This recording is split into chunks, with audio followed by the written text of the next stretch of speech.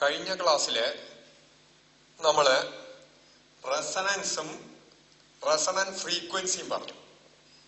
അവിടെ current versus frequency ഒരു graph വരച്ചു.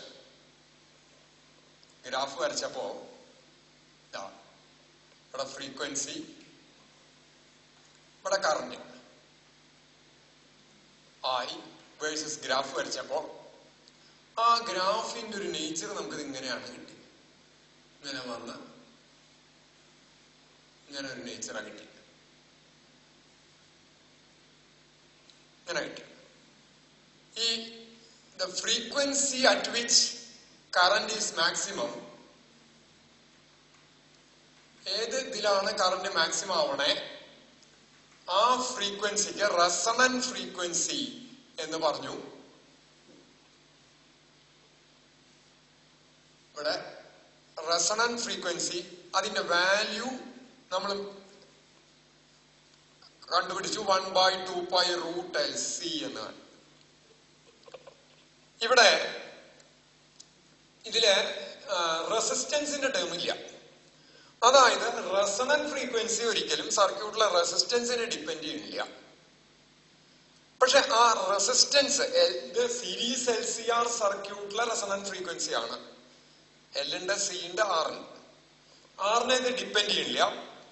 പക്ഷെ ആറിൽ മാറ്റം വരുന്നതിൽ എന്ത് സംഭവിക്കും? എന്തായാലും റെസണന്റ് ഫ്രീക്വൻസിയിൽ മാറ്റം വരുന്നുണ്ടാവില്ല. പിന്നെന്താ സംഭവിക്കുക? ഒരു കാര്യം നമുക്കറിയാം, 6 കൂടിയാൽ കറന്റ് കുറയും. അങ്ങനെ വരുമ്പോ ഇപ്പോ ഇതിലും കൂടുതൽ, ഇപ്പോഴുള്ള വാല്യൂവിലും കൂടുതൽ റെസിസ്റ്റൻസ് എടുത്താൽ ഈ പീക്കിന്റെ പൊസിഷന് വ്യത്യാസം ഉണ്ടാവില്ല. പക്ഷേ പീക്കിന്റെ ഹൈറ്റ് കുറയും. ഇങ്ങനെ വരാം.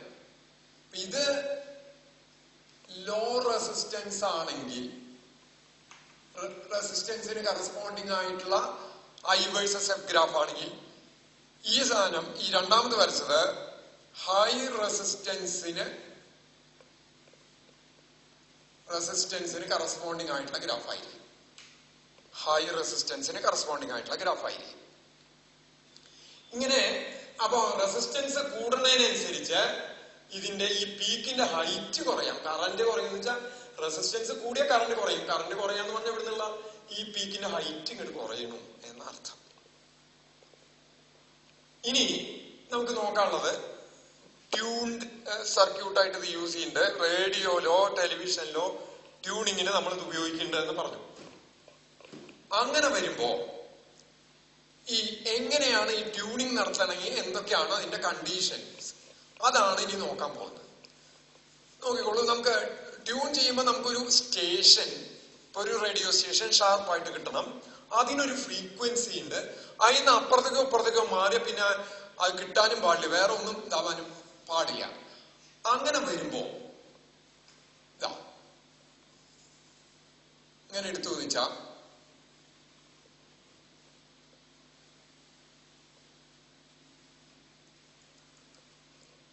ഇവിടെ ഇതിന്റെ ഇടയ്ക്കുള്ള ഇതിപ്പോ ഫ്രീക്വൻസിയാണ്, ഇത് കറന്റ്. ഇവിടെ ഇതിനിടയ്ക്കുള്ള ഇതിന്റെ വിഡ്ത്ത് കുറയും തോറും ഈ സ്റ്റേഷന്റെ സെലക്ടിവിറ്റി കൂടും. ഇത് കൂടുതൽ ഷാർപ്പായി വരുന്നോറും, ഇത് ഫ്ലാറ്റ് അല്ലാണ്ട് കൂടുതൽ തിന്നായിട്ട് വരുന്നോറും ആ സ്റ്റേഷന്റെ സെലക്ടിവിറ്റി കൂടും. ചെറിയൊരു വ്യത്യാസം വരുമ്പോഴേക്കും കറന്റ് പെട്ടെന്ന് ഫോളോ ആവും. ആ ഫ്രീക്വൻസിക്ക് മാത്രമേ ആ സ്റ്റേഷൻ കൃത്യമായിട്ട് കിട്ടും. അപ്പൊ അവിടെ ക്വാളിറ്റി കൂടും. അങ്ങനെ വരുമ്പോ എങ്ങനെയാണ് ഈ ക്വാളിറ്റി നിശ്ചയിക്കണേ എന്നുള്ളതാണ് പറയാൻ ഉദ്ദേശിക്കുന്നത്. ഇനി ഇവിടെ ഈ കറന്റ് ഒരു മാക്സിമം വാല്യൂ ഉണ്ട്, Imax എന്ന് ഞാൻ കൊടുക്കുകയാണ്. ഈ കറന്റിന്റെ വാല്യൂവിനെ ഞാൻ Imax IM എന്ന് കൊടുക്കുകയാണ്, മാക്സിമം വാല്യൂ. ഇപ്പോ റെസണൻസില് ഇത് റെസണൻസ് ആണ്, റെസണൻസ് ഫ്രീക്വൻസി. അല്ലെങ്കിൽ ഞാൻ ഇതിനെ ω0 എന്ന് എഴുതാം. ω0. റെസണന്റ് ഫ്രീക്വൻസി ആയിട്ട് കൊടുത്തു. റെസണന്റ് ഫ്രീക്വൻസിയില് അപ്പൊ അതിന് കറസ്പോണ്ടിങ് ആയിട്ടുള്ള കറന്റ് Imax. അങ്ങനെ വരുമ്പോ അവിടെയാണ് മാക്സിമം പവറും, അതായത് circuit for a given EMF, ഒരു തന്നിട്ടുള്ള EMFന്, അപ്ലൈഡ് EMFന് റെസണന്റ് ഫ്രീക്വൻസിയിലാണ് മാക്സിമം കറന്റ് ഒഴുകുക. അങ്ങനെ മാക്സിമം കറന്റ് ഒഴുകുമ്പോ അപ്പോഴാണ് സർക്യൂട്ടില് മാക്സിമം പവർ ഉണ്ടാവുക, മാക്സിമം പവർ ഡെവലപ്പ് ചെയ്യും, Pmax. കാരണം എന്താ വെച്ചാൽ നമ്മൾ ഇലക്ട്രിക്കൽ പവറിന്റെ ഫോർമുല പഠിച്ചിട്ടുണ്ട്, I²R. അപ്പൊ ഇവിടുത്തെ പവർ എന്ന് പറയുന്നത് ആ പീക്കിൽ കറസ്പോണ്ടിങ് ആയിട്ടുള്ള കറന്റ് IM എന്ന് എടുത്തു കഴിഞ്ഞാൽ I²M × R എന്ന് എഴുതാൻ നമുക്ക്. അതാണ് മാക്സിമം പവർ വരിക ഫോർ എ ഗിവൺ EMF. എന്തൊക്കെയാണ് കണ്ടീഷൻ? ഒന്ന്, ഫ്രീക്വൻസി റെസണന്റ് ഫ്രീക്വൻസി ആവുക, ആ നേരത്താണ് കറന്റ് മാക്സിമം ഒഴുകുക, അപ്പോഴാണ് പവർ മാക്സിമം ആവുക. ഇനി ഇത് കൂടുതൽ സെലക്റ്റീവ് ആവണം, ഈ ഡിസ്റ്റൻസ് കുറഞ്ഞു വരണം. ഇത് എവിടെ ഞാൻ ഈ ഡിസ്റ്റൻസ് എടുക്കും? ഈ രണ്ടെണ്ണത്തിന് ഇടയ്ക്കുള്ള ഡിസ്റ്റൻസിന് ബാൻഡ് വിഡ്ത്ത് എന്ന് പറയാം. ബാൻഡ് വിഡ്ത്ത് എന്ന് പറഞ്ഞാൽ ഇത് എവിടെ എടുത്താലും ഓരോന്നിനും ഓരോ ഡിസ്റ്റൻസ് ആവരണേ. അപ്പൊ അത് എവിടെ എടുക്കും എന്നുള്ള ഒരു ക്വസ്റ്റ്യൻ അവിടെ വരും. അവിടെ സാധാരണയായിട്ട് customarily we will take it as ഇത് മാക്സിമം പോയിന്റ് അല്ലേ, ഇതിന്റെ ഒരു ഹാഫ് പവർ പോയിന്റ് എന്ന് പറഞ്ഞിട്ട് എടുക്കും. എന്താ ഈ ഹാഫ് പവർ പോയിന്റ് എന്ന് നോക്കാം. ഇത് മാക്സിമം പവറാണ്. നോക്കൂ, ഇവിടെ ഈ ഒരു വാല്യൂവില് മാക്സിമത്തില് ഒരൊറ്റ ഫ്രീക്വൻസി എടുക്കും. ബാക്കി ഇതിന്റെ താഴെ ഏത് കറന്റ് വാല്യൂ എടുത്താലും, ഇപ്പൊ ഇവിടെ ഒരു കറന്റ് വാല്യൂ എടുത്താൽ അതിന് കറസ്പോണ്ടിങ് ആയിട്ട് രണ്ട് ഫ്രീക്വൻസികളുണ്ട്. നോക്കൂ, അതായത് ഇതിന്റെ ഈ ഭാഗം Lω കൂടുതലായിട്ടും ഈ ω0ന്റെ താഴെയുള്ള ഭാഗം 1/ωc കൂടുതലായിട്ടും ω0ന്റെ മുകളിലേക്കുള്ള ഭാഗം Lω കൂടുതലായിട്ട് വരണേ. അപ്പൊ ഒരു കറന്റിന് കറസ്പോണ്ടിങ് ആയിട്ട് രണ്ട് ഫ്രീക്വൻസികൾ സാധ്യമാണ്. ഇവിടെ ഈ മാക്സിമം പവറിന്റെ പകുതി വരാൻ, അല്ലെങ്കിൽ IMന്റെ ഇത് വരാൻ, നോക്കൂ, പകുതി പവർ കിട്ടാൻ, Pmax/2 കിട്ടാൻ നമുക്ക് എന്തായാലും ഇതില് കൊടുക്കേണ്ട, അവിടെ വരുമ്പോ ഇതെന്താവും? IM²/2. തെറ്റില്ലല്ലോ. ഇതിനെ എനിക്ക് IM/√2 IM/√2 R എന്ന് എഴുതാം. അപ്പൊ ഇതന്നെ വന്നു, തെറ്റില്ലല്ലോ. അപ്പൊ ഇവിടെ എവിടെയാണ് IM/√2 എന്നുള്ള ഒരു വാല്യൂ വരുന്നത് നോക്കുക. IM/√2, ഇതിന്റെ ഈ IM/√2 എടുത്താൽ ഇവിടെ വരണമെന്നില്ല. അപ്പൊ അതിന് കറസ്പോണ്ടിങ് ആയിട്ട് ഞാൻ ഇങ്ങോട്ട് വരച്ചാൽ I'll get 2 points. ഇവിടെ ഒരു ഇത് കിട്ടും, ഇവിടെ ഇത് കിട്ടും. ഈ രണ്ട് ഫ്രീക്വൻസികൾക്കും ഇതിന് ഞാൻ ω- എന്ന് കൊടുക്കുന്നു, സബ്സ്ക്രിപ്റ്റ് മൈനസ്. ഇത് ω0 ഈ നടുക്കുള്ളത്. ഇത് ω- ഇതിനെ ഞാൻ ω സബ്സ്ക്രിപ്റ്റ് പ്ലസ് എന്ന് എഴുതാം. ഇതിന്റെ പ്രത്യേകത എന്താ? ഈ IM/√2 കറസ്പോണ്ടിങ് ആയിട്ടുള്ള ഫ്രീക്വൻസികളാണ് ω- ഉം ω+. അവിടെ ആ കറന്റിന് കറസ്പോണ്ടിങ് ആയിട്ടുള്ള പവർ എന്ന് പറയുന്നത് മാക്സിമം പവറിന്റെ പകുതിയാണ്. അപ്പൊ ഈ രണ്ട് പോയിന്റുകളെ ഹാഫ് പവർ പോയിന്റ്സ് എന്ന് പറയും. തന്നെയല്ല, ഈ ഡിസ്റ്റൻസിനെ, ഈ ഹാഫ് പവർ പോയിന്റിനിടയ്ക്കുള്ള ഈ ഡിസ്റ്റൻസിനെ വേറൊരു വിധത്തിൽ പറഞ്ഞ ω+ - ω-.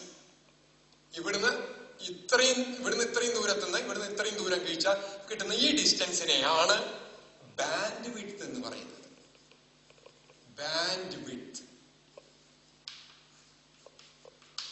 ബാൻഡ് വിഡ്ത്ത് എന്ന് പറയും. അപ്പൊ എന്താ ഇവിടെ പറഞ്ഞ? ഇത്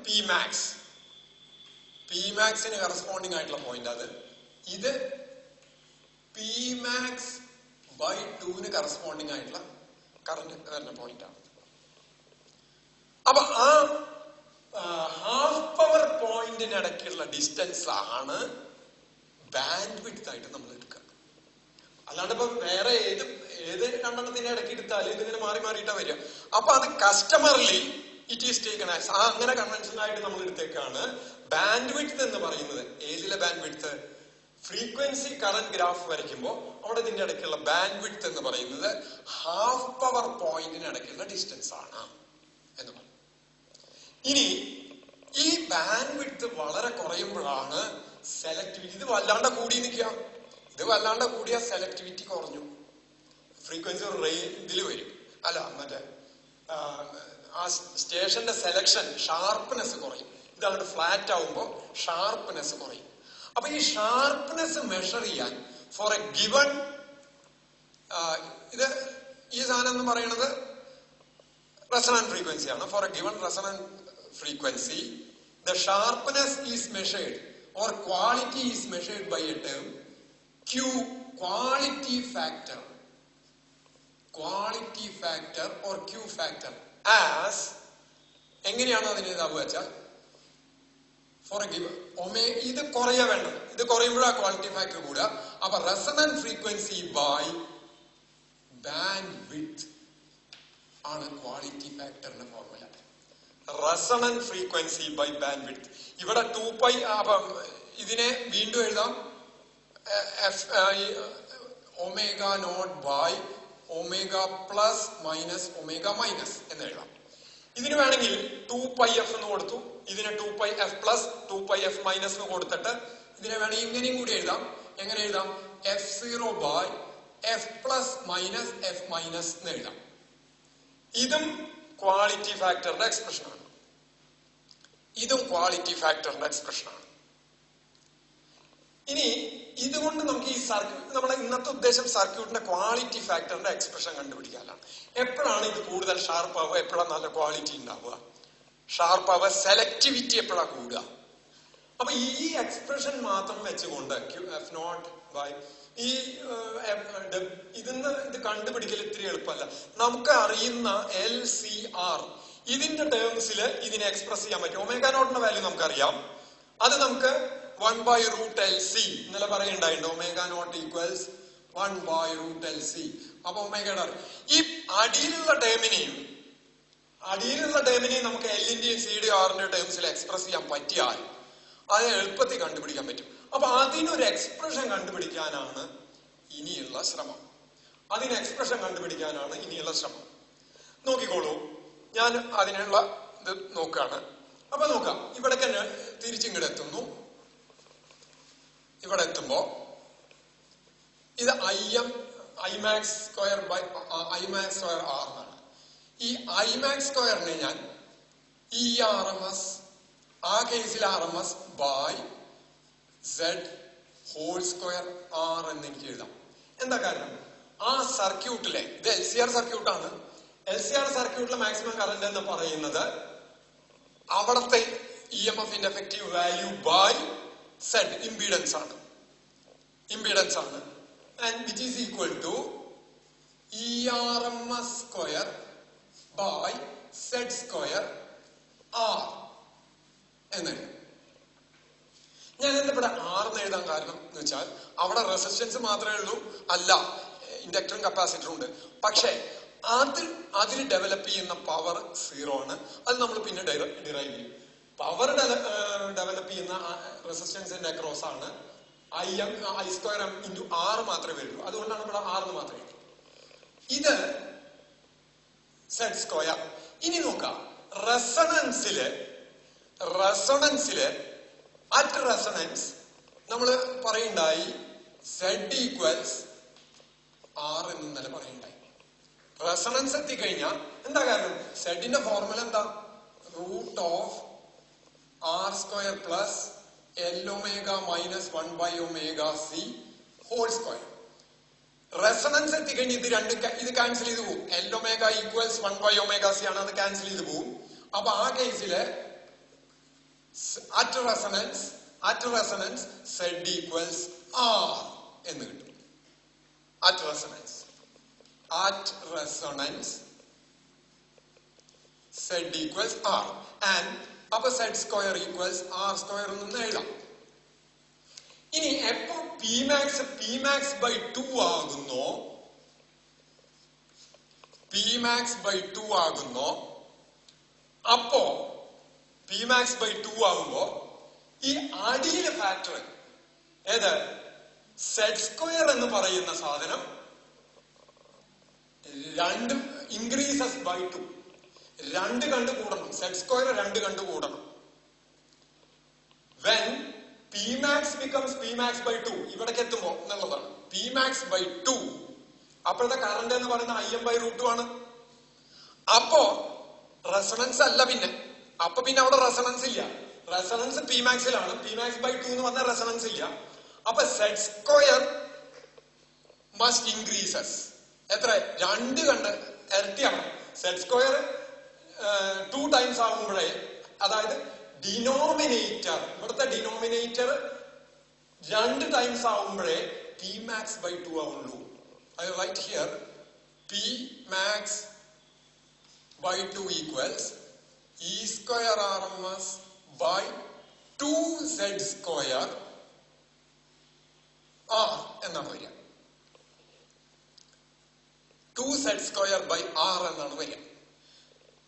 അപ്പൊ നേരത്തെ കേസിൽ Z square equals R square ആയിരുന്നു. ഇപ്പൊ 2Z square ആകുമ്പോ അതിനും അപ്പൊ R കറസ്പോണ്ടിങ് ആയിട്ട് ആർ സ്ക്വയർ എന്നുള്ളത് Z increases to 2R, Z square increases to, ഈ കേസിൽ വരുമ്പോ Z square increases to 2R square ആയിട്ട് കൂടണം. നേരത്തെ കേസിൽ ഇതിന് പകരം നമുക്ക് ഇവിടെ ധൈര്യമായിട്ട് റെസണൻസിലാണെങ്കിൽ E square R M S റെസണൻസിലെ ആർ ബൈ ആർ സ്ക്വയർ എന്ന് എഴുതായിരുന്നു. ഇപ്പൊ അതേ ആർ സ്ക്വയർ തന്നെ എഴുതുകയാണെങ്കിൽ ഇവിടെ എന്തെഴുതണം? നേരത്തെ 2R സ്ക്വയർ ആയിട്ട് എഴുതേണ്ടി വരും. 2R സ്ക്വയർ ആയിട്ട് എഴുതേണ്ടി വരും. സെഡ് സ്ക്വയറിന് പകരം 2R സ്ക്വയർ ആയിട്ട്. പക്ഷെ ഇവിടെ സെഡ് സ്ക്വയർ എന്ന് പറഞ്ഞാൽ നേരത്തെ പോലെ 6 മാത്രമല്ല. കാരണം എന്താ? അപ്പുറത്തേക്കോ ഇപ്പുറത്തേക്കോ നീങ്ങിക്കഴിഞ്ഞാൽ, റെസണൻസിന്റെ അപ്പുറത്തേക്കോ ഇപ്പുറത്തേക്കോ നീങ്ങിക്കഴിഞ്ഞാൽ L-ഒമേഗ മൈനസ് 1/ωc അതിന് വാല്യൂ വരും. അതവിടെ കൺസിഡർ ചെയ്യേണ്ടി വരും.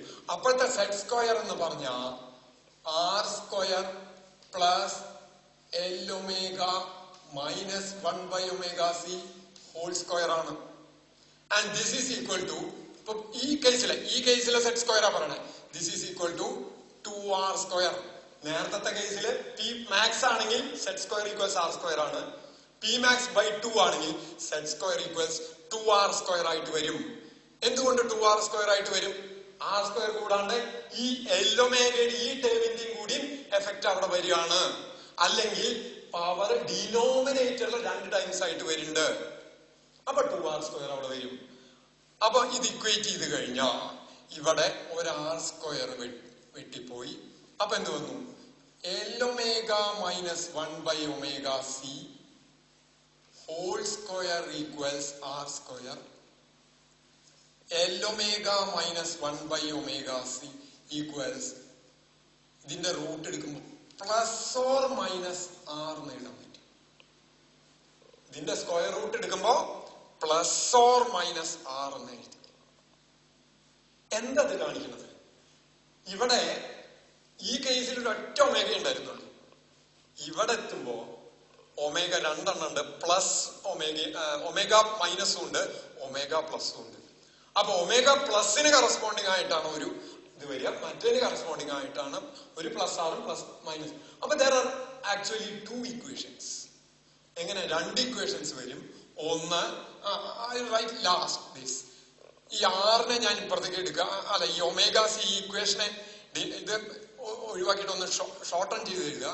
ഈ ഒമേഗ സി കൊണ്ട് ത്രൂ ഔട്ട് മൾട്ടിപ്ലൈ ചെയ്ത് കഴിഞ്ഞാൽ I can very well write it as LC omega square minus 1 equals omega C കൊണ്ട് ത്രൂ ഔട്ട് മൾട്ടിപ്ലൈ ആണ്, plus or minus omega C R. അങ്ങനെ എഴുതാം. ഇനി അതിനെ ഇപ്പുറത്തേക്ക് കൊണ്ടുവരികയാണ്. അതിനെ ഇപ്പുറത്തേക്ക് കൊണ്ടുവന്നാൽ എങ്ങനെ എഴുതാം? LC ഒമേഗ സ്ക്വയർ ഇപ്പുറത്തേക്ക് കൊണ്ടുവന്നാൽ പ്ലസ് ഒക്കെ മൈനസ് ആവും, മൈനസ് ഒക്കെ പ്ലസ് ആവും. Omega C R minus 1 equal to 0. അപ്പൊ there are 2 equations. there are two equations. ഏതൊക്കെയാണത്? LC ഒമേഗ സ്ക്വയർ, ഒന്ന് minus omega CR minus 1 equal to 0. അടുത്ത equation LC omega square plus omega CR minus 1 equal to 0. രണ്ട് equations കിട്ടി. ഇനി ഈ equations solve ചെയ്തിട്ട് നമുക്ക് ഒമേഗ പ്ലസും ഒമേഗ മൈനസും കണ്ടുപിടിക്കണം. അത് തമ്മിലുള്ള ഡിഫറൻസും കാണണം. അത് നോക്കാൻ വേണ്ടിയിട്ട് അപ്പൊ ഇതിനെ സോൾവ് ചെയ്ത് കഴിഞ്ഞാൽ നമുക്ക് LCRന്റെ ടേംസിൽ ഇത് കിട്ടും. അതെടുക്കാൻ വേണ്ടിയിട്ട് ഞാൻ ഇവിടെ മാക്കിയാണ്, ഇവിടെ മാച്ച് മുകളിൽ എഴുതുകയാണ്.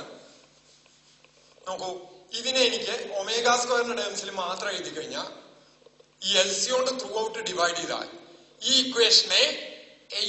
ഇക്വേഷനെ LC കൊണ്ട് മാത്രം ഡിവൈഡ് ചെയ്താൽ I get omega square minus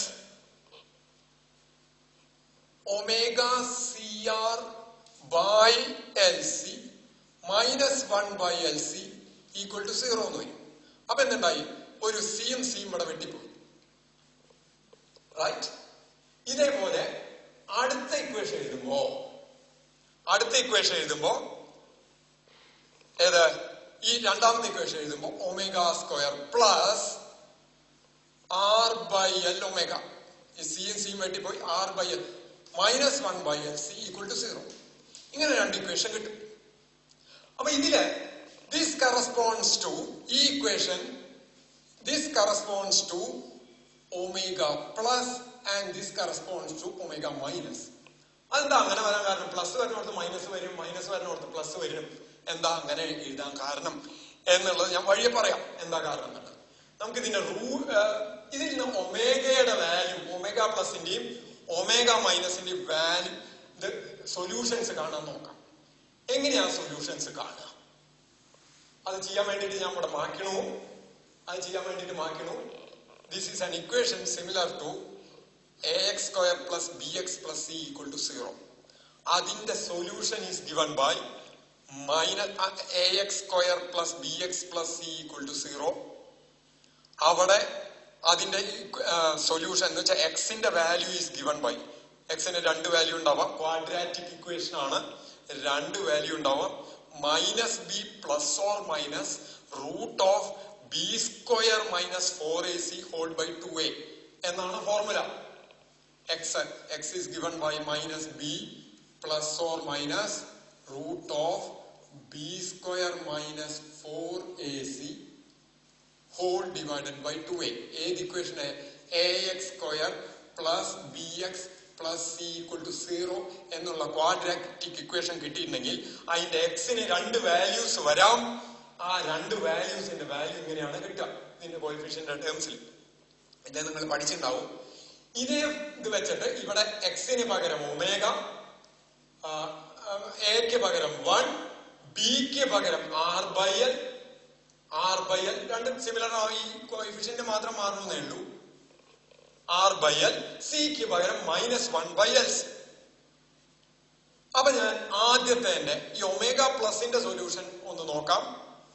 ഇതേപോലെ വെച്ചിട്ട് ഒമേഗ പ്ലസിന്റെ സൊല്യൂഷൻ നോക്കിക്കഴിഞ്ഞാൽ omega plus equals minus B എന്ന് പറഞ്ഞ minus of minus RL plus RL R by L, minus of minus R by L plus R by L plus or minus root of B square എന്ന് പറഞ്ഞ R square by L square minus 4ac 4 into a എന്ന് പറയുന്നത് 1 ആണ്, c എന്ന് പറയുന്നത് minus 1 by 4c minus into 1 by LC minus 1 by LC ആണ്. ആ minus ഈ മൈനസും കൂടി ഇതിനെ പ്ലസ് ആക്കും.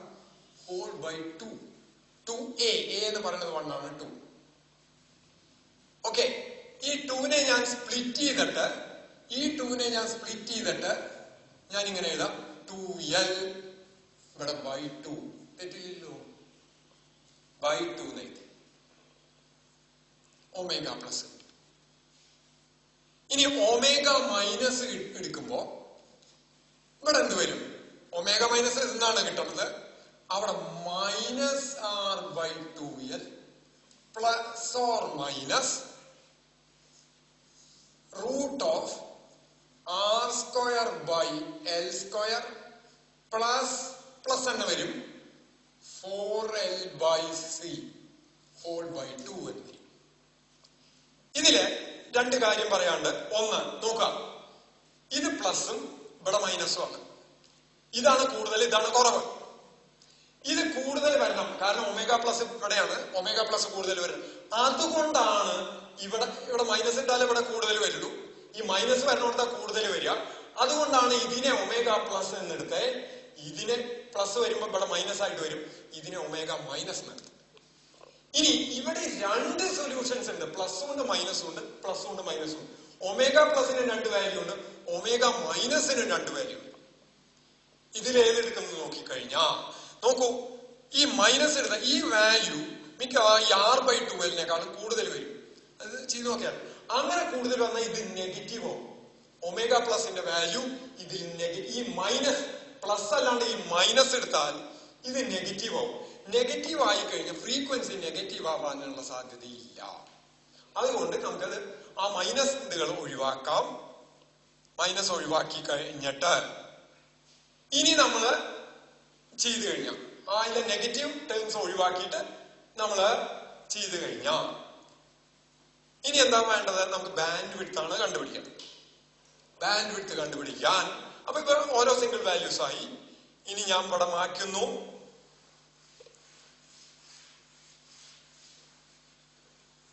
ബാൻഡ് വിഡ്ത്ത് കണ്ടുപിടിക്കാൻ എന്താ bandwidth? Equals omega plus minus omega minus അല്ലേ? Omega plus minus omega minus. ഇതിന്ന് ഇത് കുറയ്ക്കുക.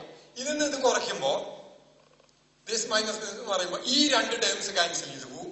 ബാക്കി വരുന്നത് r/2l മൈനസ് മൈനസ് r/2l എന്നാണ്.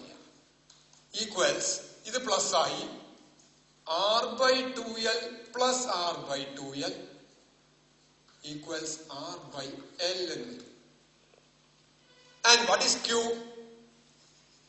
Q factor equals omega naught by omega plus minus omega minus equals omega naught by r/l equals L omega naught by r എന്ന് കിട്ടും.